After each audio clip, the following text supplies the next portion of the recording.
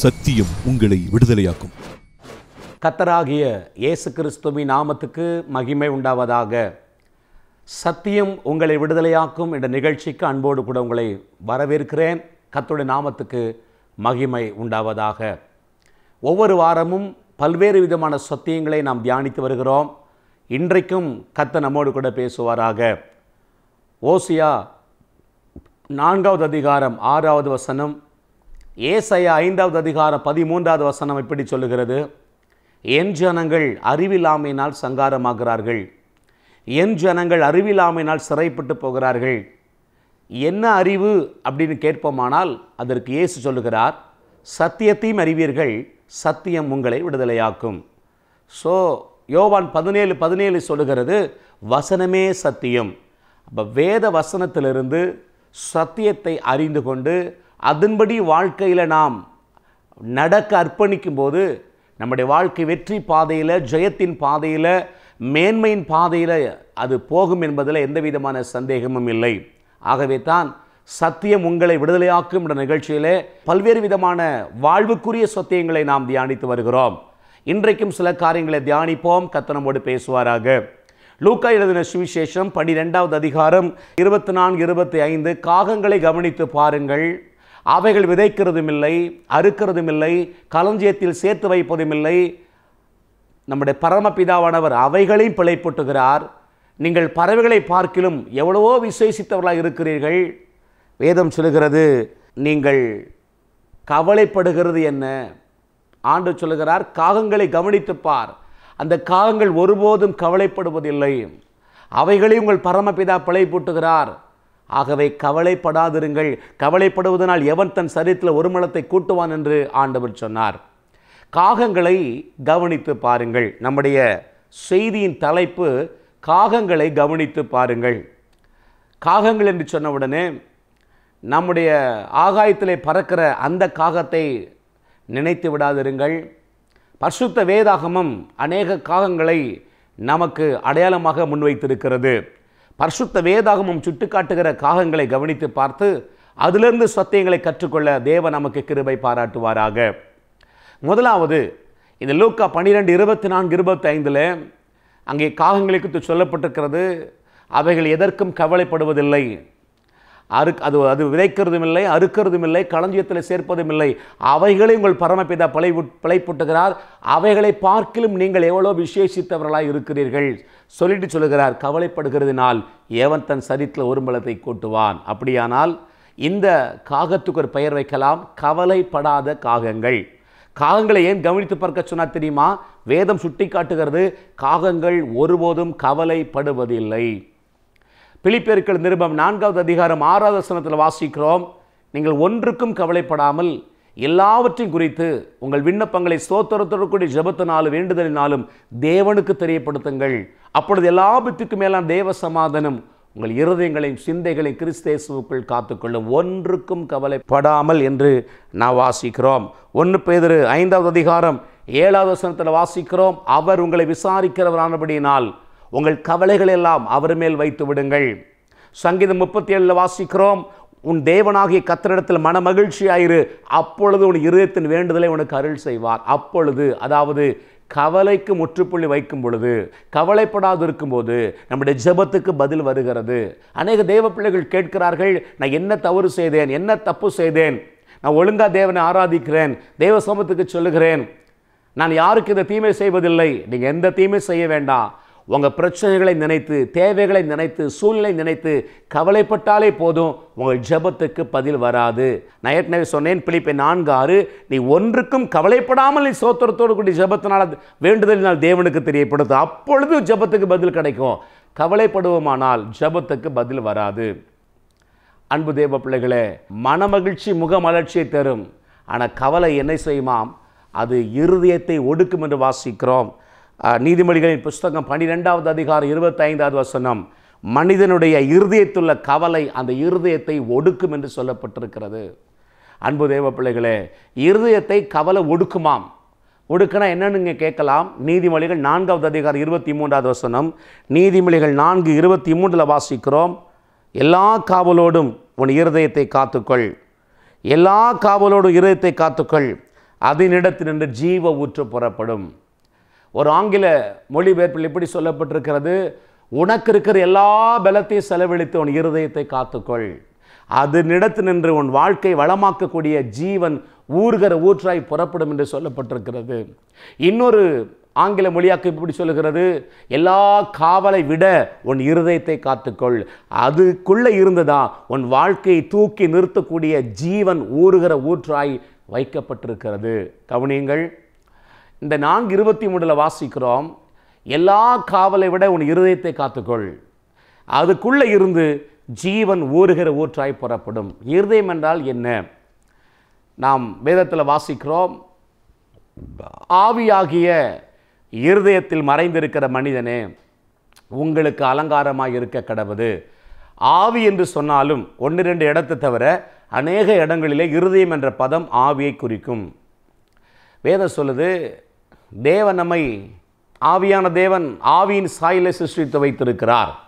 மனிதன் ஆவியாக இருக்கிறான், அதாவது நாம் ஆவியாக இருக்கிறோம், ஆத்மாவை உடையவர்களாக இருக்கிறோம், சரீரமாகி வீட்டுக்குள் வசித்து கொண்டிருக்கிறோம். தேவன் தம்முடைய சாயலாக மனிதனை சிருஷ்டித்தார்.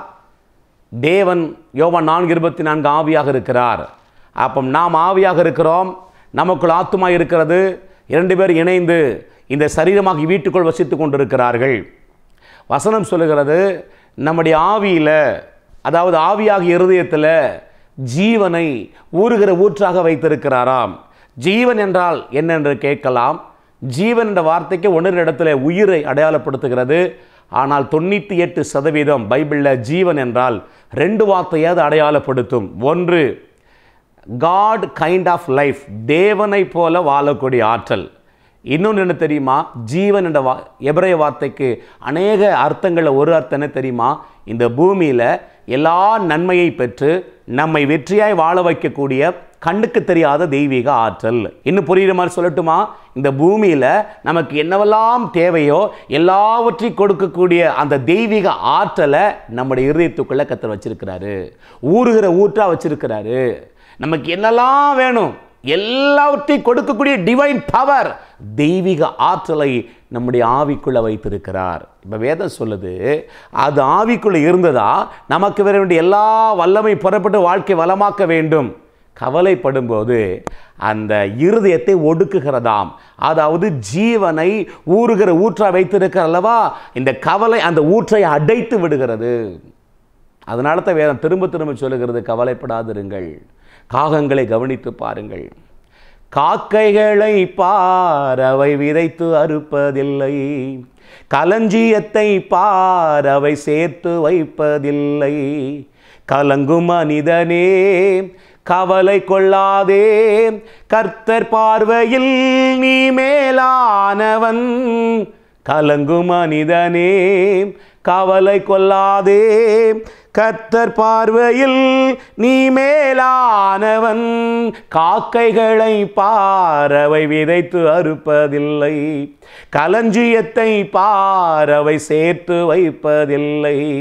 காகங்கள் கவலைப்படுவதில்லை. ஆண்டவர் சொல்லுகிறார், நீ கவலைப்படுவாயானால் ஜீவன் ஊறுகிற ஊற்றா இருக்கிற ஜீவன் அடைக்கப்படும், அந்த ஊற்று அடைக்கப்படும். நம்ம ஆவிக்குள்ளதான் நமக்கு எல்லாவற்றையும் வைத்திருக்கிறார். ஆகவே தான் நான் அடிக்கடி சொல்லுவேன், உங்கள் நன்மைக்காக எங்கேயும் ஓடி தெரியாதிருங்கள். அந்த ஊழியை காட்ட போனால் நடக்குமா, இங்கே போனால் நடக்குமா, எங்கேயும் ஓடி தெரியாதிருங்கள். உங்களுக்கு வர வேண்டிய எல்லா ஆசீர்வாதத்தையும் ஊறுகிற ஊற்றாக ஜீவன் என்ற பெயரில் பேக்கேஜா ஊதி உள்ள வச்சுட்டார். ஜீவனை, சுவாசத்தை ஊதி உள்ள வச்சுட்டார் ஆவிக்குள்ள.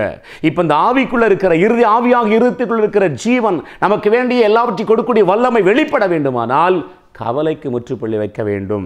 மார்த்தாலை பார்த்து இயேசு சொன்னார், மார்த்தாலே மார்த்தாலே, நீ அநேக காரியங்களை குறித்து கவலைப்பட்டு கலங்குகிறாய். கவலை கலக்கத்தை உண்டு பண்ணும், கலக்கம் குழப்பத்தை உண்டு பண்ணும், ஒரு நாளும் ஜெபத்துக்கு பதிலை கொண்டு வராது. ஆகவே தான் ஆண்டவர் சொன்னார், கர்த்தர் மேல் உன் பாரத்தை வைத்து விடு, அவர் உன்னை ஆதரிப்பார். ஒரிஜினல் ஹீப்ருல என்ன எழுதிக்கு தெரியுமா? உன் பாரத்தை என் மேலே எரிஞ்சிரு, உன் பாரத்தை என் மேலே எரிஞ்சிரு, நான் பார்த்துக்கொள்வேன். அவர் மேலே பாரத்தை வைத்து விடுங்கள், ஒன்றுக்கும் கவலைப்படாதிருங்கள். கவலை ஜீவ ஊற்றை தடுக்கும் என்பதை மறந்து விடாதிருங்கள். ஸோ ஆண்டவர் சொன்னார், காகங்களை கவனித்து பாருங்கள். சங்கீதங்களின் புஸ்தகம் 92வது அதிகாரம் 12வது வசனம் இப்படி சொல்லுகிறது, நீதிமான் பனையை போல செழித்து லீபனோனை போல வேரூன்றுவான். லீபனோனில் கேதுருவை போல வேரூன்றுவான். நீங்கள் சொல்லலாம், என் பிரச்சனையை பார்க்கும்போது, என் சூழ்நிலையை பார்க்கும்போது என்னால் எப்படி கவலைப்படாமல் இருக்க முடியும்? எல்லா பக்கம் எனக்கு பாடுகள், நிந்தைகள், அவமானங்கள், போராட்டங்களுக்கு கவலைப்படுறீங்களா? இந்த வசனம் சொல்லுது, நீதிமான் பனையை போல செழித்து லீபனோனில் உள்ள கேதுருவை போல வளருவான். முதலாவது, நீதிமான் என்றால் யார்?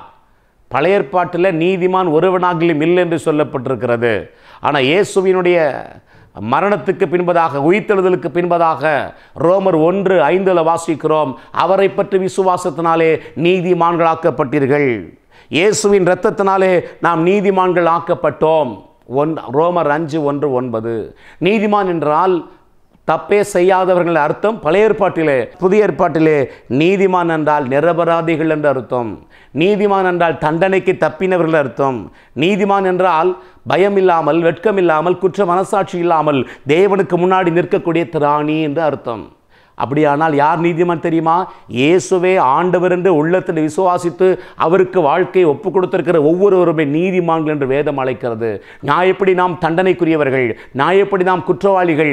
ஆனால் நம்மில் வைத்த அன்பு நிமித்தமாக இயேசு நம்முடைய எல்லா குற்றத்துக்கான தண்டனை அவர் ஏற்றுக்கொண்டு நம்மை அந்த தேவ கோபாக்கின் நீங்களாக்கி மீட்டு கொண்டார், நம்மை விடுவித்திருக்கிறார். இது நமக்கு கிருபையாய் கிடைத்த ஒரு ஆசீர்வாதம். கிருபையினாலே ரட்சிக்கப்பட்டீர்கள் வேதத்தில் வாசிக்கிறோம் அல்லவா? கிருபையினால அவர் நமக்கு அடிக்கப்பட்டதுனால நம்ம நீதிமான்களை மாற்றியிருக்கிறார். ஸோ நாம் தான் நீதிமான்கள். நீதிமான்களை குறித்து வேதம் சொல்லுகிறது, அவன் பனைமரத்தை போல செழிப்பான். இந்த பனைமரம் என்ற வார்த்தையை மொழிபெயர்ப்பாளர்கள் நம்முடைய கலாச்சாரத்தின் அடிப்படையிலே பனைமரம் என்று மொழிபெயர்த்திருக்கிறார்கள். ஆனால் ஒரிஜினல் டெக்ஸ்டில் பனைமரம் என்று போடவில்லை, பேரிட்ச மரம் என்று போடப்பட்டிருக்கிறது. பேரிட்ச மரம். நீதிமான் பேரிட்சை மரத்தை போல செழித்து லீபனோனிலே கேதுருவை போல வளருவான். ஏன் அங்கே பேரிட்ச மரம் எழுதி வைக்க வேண்டும் தெரியுமா? வனாந்தரத்தில் வெப்பம் துவங்குகிற காலத்தில் ஒவ்வொரு பேரிட்ச மரங்களும் 300-400 பழங்கள் கொடுக்குமாம். ஆனால் அந்த வனாந்தரத்தில் வெப்பம் அதிகரிக்க வெப்பக்காற்று அந்த பேரிட்ச மரத்தை தாக்க அந்த வனாந்தரத்தில், அந்த டெசர்ட்டில் எல்லா தாவரங்களுக்கு அருகும்போது இந்த பேரிட்ச மரம் 2000, 3000, 4000, 7000 பழங்கள் வரை கொடுக்க ஆரம்பிக்குமாம். ஐயா, பாடுகள் என்ற வெப்பக்காற்று வீசுதே, நான் எப்படி கவலைப்படாமல் இருக்க முடியும்னு நினைக்கிறீங்களா? அந்த வெப்பக்காற்று உங்களை கருக பண்ண வரவில்லை, உங்களை செழிக்க பண்ண வருகிறது. ஆகவே தான் சொல்லுகிறார், உன் பாரத்தை ஏன் மேலே வச்சிரு, காகத்தை கவனிச்சு பாரு, அதையே நான் போஷிக்கிறேன், காட்டு புஷ்பங்களை உடுத்து வைக்கிறேன். அற்பமான பறவை, உயிர் இருக்கு, ரத்தம் இருக்கு, உயிர் இருக்கு, அவ்வளோதான். ஆனால் நமக்கு ஆவியும் கிடையாது, ஆத்துமாவும் கிடையாது. நாமெல்லாம் தேவனுடைய பிள்ளைகள், இயேசுவின் இரத்தத்தால் மீட்கப்பட்டவர்கள். அந்த காகத்தின் மேலேயே, அந்த சிட்டு குருவின் மேலேயே அவ்வளவு கவனமாக இருப்பேனே. ஆனால் நீ இரத்தத்தால் மீட்கப்பட்ட என் ஜனம், என் சொந்த பிள்ளை, உன்னை எப்படி கைவிடுவேன், உன்னை எப்படி மறப்பேன் என்று ஆண்டவர் சொல்லுகிறார். தேவன் தம்முடைய சொந்த குமாரன் என்று பாராமல் அவரே நமக்காக கொடுத்தவர், அவரோடு கூட மற்ற எல்லாவற்றையும் அருளாதிருப்பது எப்படி என்று வேதத்தில் வாசிக்கிறோம். ஆகவே கவலைக்கு முற்றுப்புள்ளி வைத்து விடுங்கள். நீதிமான் பேரிட்ச மரத்தை போல செழிப்பான். எப்போது செழிப்பான் தெரியுமா? வெப்பக்காற்று, பாடுகள் என்ற வெப்பக்காற்று தாக்க அந்த பாடுகள் அவனை அழிக்க வரலை, செழிக்க பண்ண வருகிறது. இந்த ஆட்டிடியூடு, இந்த மனப்பான்மையோடு பிரச்சனையை சந்திங்க. கவலைக்கு முற்றுப்புள்ளி வைத்து விடுங்கள். கவலை அவர் மேலே எரிந்து விடுங்கள். உங்கள் வாழ்க்கை ஆசீர்வாதமாக மேன்மையாக இருக்கும். தொடர்ந்து சங்கீதம் 92:12 அடுத்த வாரம் தியானிக்கலாம். கண்களை மூடி ஜெபிப்போம். கிருபை நிறைந்த அன்பு தகப்பனே, கர்த்தராகிய இயேசுவின் நாமத்தில் நாங்கள் உம்மை துதிக்கிறோம். காகங்களே கவனித்து பாருங்கள் என்று சொல்லியிருப்பா. காகங்கள் ஒருபோதும் கவலைப்படுவதில்லை. கவலைப்படாத காகங்கள் என்று நாங்கள் பார்க்கிறோம். ஏசப்பா, ஒவ்வொருவரும் கவலைக்கு முற்றுப்புள்ளி வைத்து, ஆண்டவரே, அந்த இருதயத்திலிருந்து புறப்படுகிற ஜீவ ஊற்றை கவலை தடுத்து விடாதபடிக்கு உங்கள் மேலே பாரத்தை வைத்து விசுவாசத்தில் வாழ, விசுவாசத்தில் நிலைத்திருக்க கிருபை செய்வீராக. இயேசு கிறிஸ்துவின் நாமத்தில் பிதாவே, amen, amen. God bless you. கர்த்தர் உங்களை ஆசீர்வதிப்பாராக. ஆமேன். Pastor S. ராஜேஷ், இயேசுவின் இரத்தக்கோட்டை, நல்ல சமாரியன் ஐக்கிய ஊழியங்கள், 15/272/1, பெரிய செல்வம் நகர், தாளமுத்து நகர் பகுதி, சிலுவைப்பட்டி, தூத்துக்குடி.